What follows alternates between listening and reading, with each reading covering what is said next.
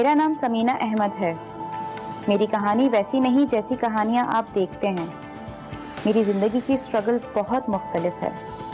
मुश्किल हालात में तालीम हासिल करना, नौकरी हासिल करना, नौकरी के दौरान लोगों की बदतमीजियों की शिकायत के सिले में इल्ज़ामात सहना, नौकरी खो देना, हिम्मत हार कर फिर से दोबारा खड़े होना, और फिर कोर्ट कचहरियाँ, और फिर दोबारा मुकदमा जीत कर बाइज्जत तरीके से जॉब पर जाना।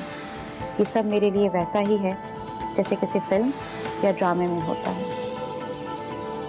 मेरी जिंदगी में कोई काबिले जिक्र कामयाबी तो नहीं, एक से एक टैलेंट से भरा हुआ किरदार इस माशरे में मौजूद है, मगर हाँ, मेरी कहानी में हिम्मत से भरा हुआ पैगाम है उन ख़वातीन के लिए जो जिंदगी में कुछ करना चाहती हैं, मगर माशरा इन्हें डरा कर घर की चारदीवारी में कैद कर लेता है। मेरी जिंदगी में मेरी मुश्किलात का आगाज मेरे बचपन से हुआ था, जब मेरे बाप ने मेरी माँ को आंखों के सामने तशद्दुद का निशाना बनाया और हमें घर से निकाल दिया। समझाया नहीं मैं कितनी मना है? बोल, अब मना करेगी बस देर से? हजार दफा ये मना किया है, तेरी समझ में नहीं आती है? बोल, अब मना करेगी पैसे देने से? हाँ हाँ करूंगी मना। तेरे नशे से ज्यादा जरूरी बच्चे हैं, उनका पेट पालना है। और तुझे नशा करने का इतना ही शौक है ना, तो जा कमा कर ला और फिर पाल अपना नशा कर। जबान चलाती है मुझसे है? मुझ पे हाथ उठाती है, मुझ पे। निकल जाए यहाँ से, मैं तुझे तलाक देता हूँ, तलाक देता हूँ मैं तुझे, तलाक देता हूँ मैं तुझे। निकल जा, तुझे बहुत करना है ना, जा तू भी निकल।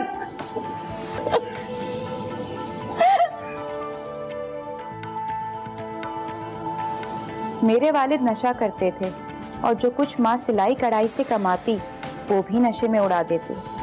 माँ मना करती तो मार पीट पर उतर आते, लेकिन उस दिन तो हद ही हो गई जब उन्होंने हमें घर से निकाल दिया।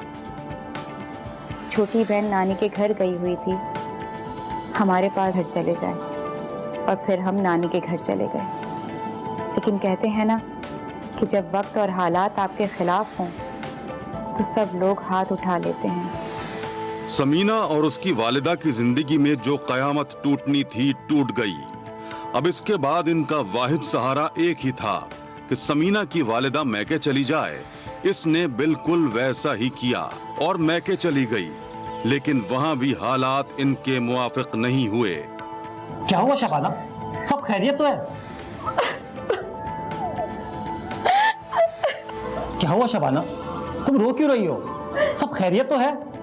भाई इन्होंने मुझे तलाक दे के घर से निकाल दिया। तलाक? ये क्या कह रही हो तुम? होश में तो हो? मैं सच कह रही।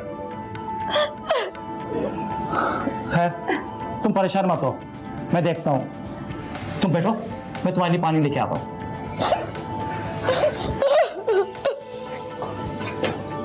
ये अब यहीं रहेंगी?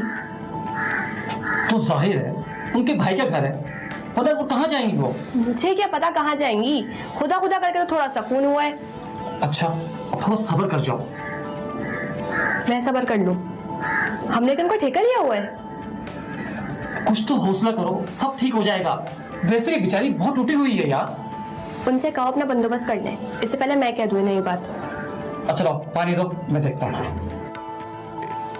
समीना की वालिदा ने दुख के इस लम्हे में भी भाई की मजबूरी को भांप लिया और इसने भाई को तसल्ली दी कि वो बस कुछ दिन इनके साथ रहेगी, इसके बाद वो अपना बंदोबस्त कर लेगी। ताहम भाई ने भी भाई होने का फर्ज निभाते हुए उसे तसल्ली तो दी, लेकिन इसके अलग होने की बात पर हामी भर ली।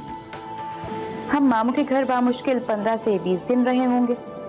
उसके बाद वालिदा ने वहीं मामू के पड़ोस में एक घर किराए पर लिया, जिसमें हम लोग रहने लगे।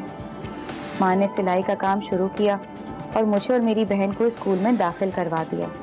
हम पढ़ने लगे। माँ ने ये सब कुछ इतना अच्छा संभाल लिया कि वालिद के ना होने का एहसास भी नहीं हो रहा था। हम भी देखते ही देखते स्कूल से कॉलेज तक आ गए। हालात मुश्किल थे, मगर मुझे किसी भी तरह पढ़ना था।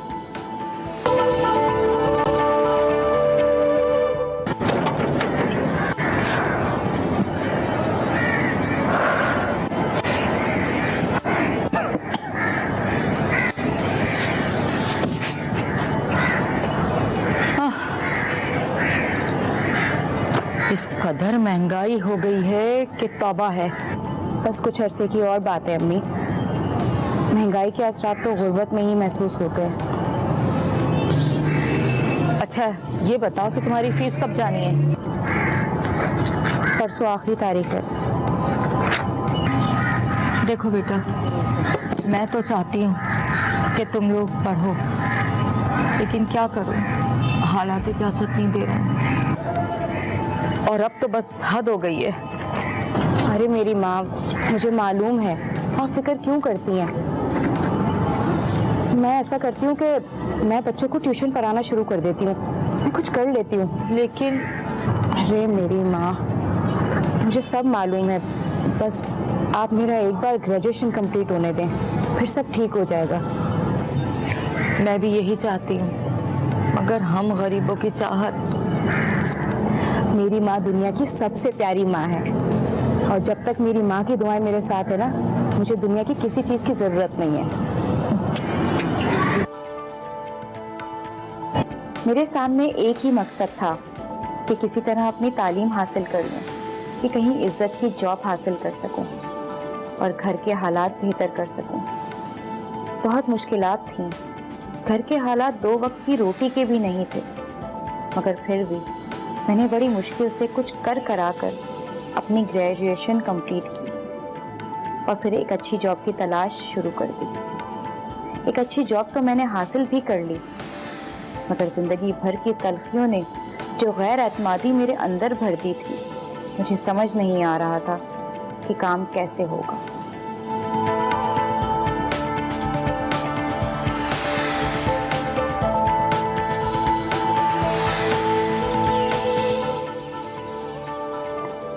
अब अस्सलाम वालेकुम। वो फैसल साहब कहाँ बैठे हैं? जी वो सामने वाला रूम। शुक्रिया। अरे ये भैया गोला गंडा कौन है? यार इस तरह किसी का मजाक उड़ाना कोई अच्छी बात नहीं है। यार तुम तो बच्चे ही रहना चाहोगे।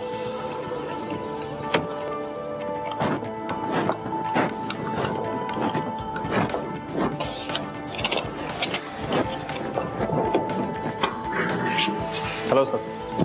हेलो गाइस, ये हमारी नई साथी है, आज से हमारे साथ काम करेंगी, आज ही ज्वाइन किया। अहमद एक काम करो कि इनका सिस्टम अरेंज करवाओ और वो आपकी सीट है, ठीक है? आप बैठिए। सो के 10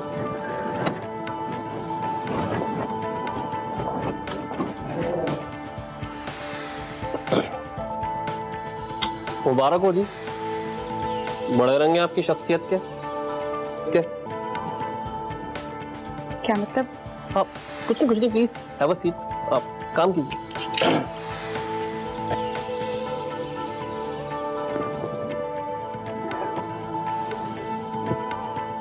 नया माहौल, मुश्किल हालात के बाद नौकरी और इस कदर अजीब रवैया, और पहला दिन वो जॉब जिसके लिए समीना ने बहुत ख्वाब देखे थे। पहली बार इसे इस ख्वाब की ताबीर तक पहुंचकर घुटन सी महसूस हो रही थी, और वो सोच रही थी कि पहला दिन ऐसा है तो आगे क्या बनेगा।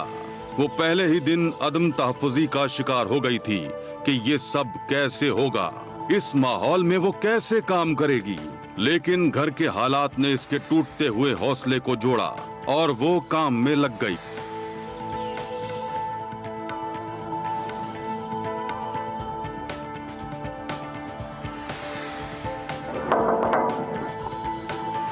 यस, आइए। सर एक मसला है और अब मैं तंग आ गई हूँ।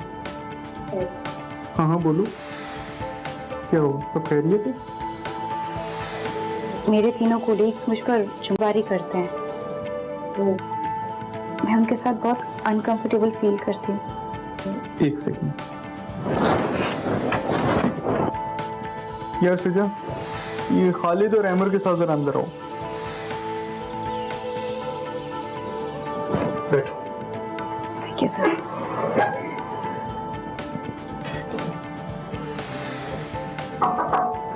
Yes, sir. आइए। यार आप लोगों के साथ मसला क्या है? समीना क्या कह रही है? हुआ क्या सर? ये ऑफिस में बैठ के जुमलेबाजियां करते हैं, फिक्रे कसते एक दूसरे के ऊपर। शर्म नहीं आती कि एक लेडी है और उसका तुम लोग इस तरीके से नाजायज फायदा उठाते हो? उनकी शिकायत के बाद चंद दिन तक मामला ठीक रहे, लेकिन उसके बाद जो मेरे साथ होने जा रहा था वो मेरे वहमो गुमान में भी नहीं था, क्योंकि उनकी बदतमीजियों की शिकायत के बाद वो लोग बाकायदा इंतकाम पर उतर आए थे। और उसका अंदाज़ा मुझे उस वक्त हुआ जब अचानक मुझे बुलाया गया और मुझ पर चोरी का इल्ज़ाम लगाकर टर्मिनेट कर दिया गया।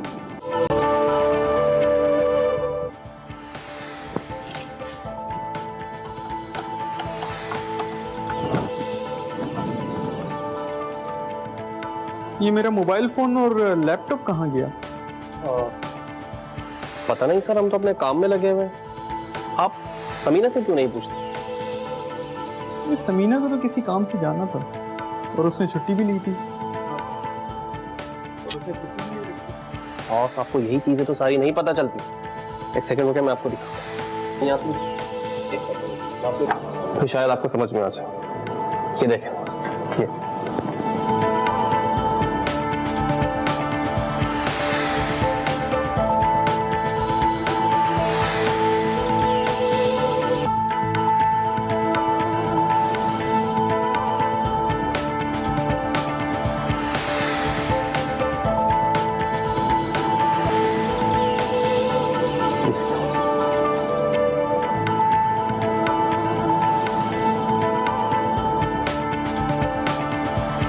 अपने हाथों से बनाइए।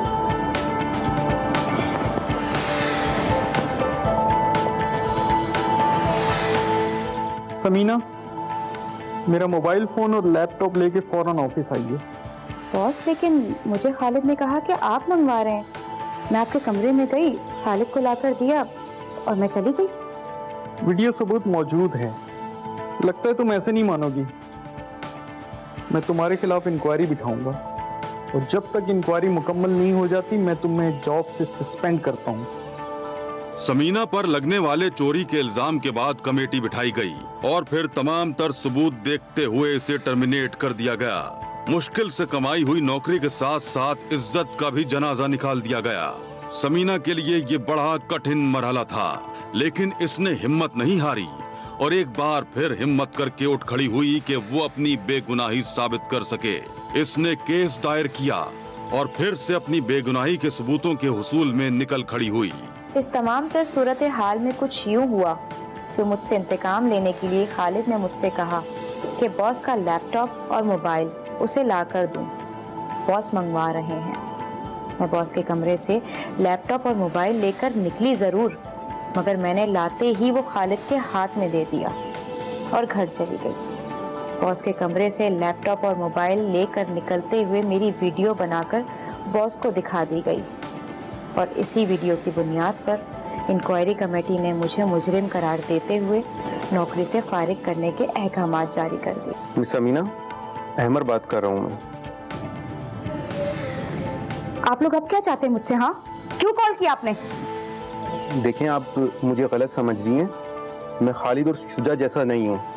देखिए, मैं आपकी मदद करना चाहता हूँ। देखिए, मुझे किसी की मदद की जरूरत नहीं है और खास तौर पे आपकी तो बिल्कुल भी नहीं। अरे मेरी बात तो सुने आप। जिन चीज़ों की चोरी का इल्ज़ाम है आप पे, उसका मैंने सुराग लगा लिया है और बंदा भी गवाही देने के लिए तैयार है। अल्लाह तेरा शुक्र है। हाँ ठीक है, ठीक है, सही है, मैं बता दूंगी। लेकिन जब आप सच्चे होते हैं तो गैब से भी मदद आ जाती है। अहमद ने मेरा साथ दिया और कोर्ट में गवाहों के साथ और चोरी शुदा चीज़ों के साथ पेश हुआ, जिसके बाद मुझे परेशान करने वाले, फंसाने वाले कैफर किरदार को पहुंचे और मेरी बेगुनाही साबित होने के बाद मुझे इज्जत के साथ नौकरी पर दोबारा बहाल कर दिया गया।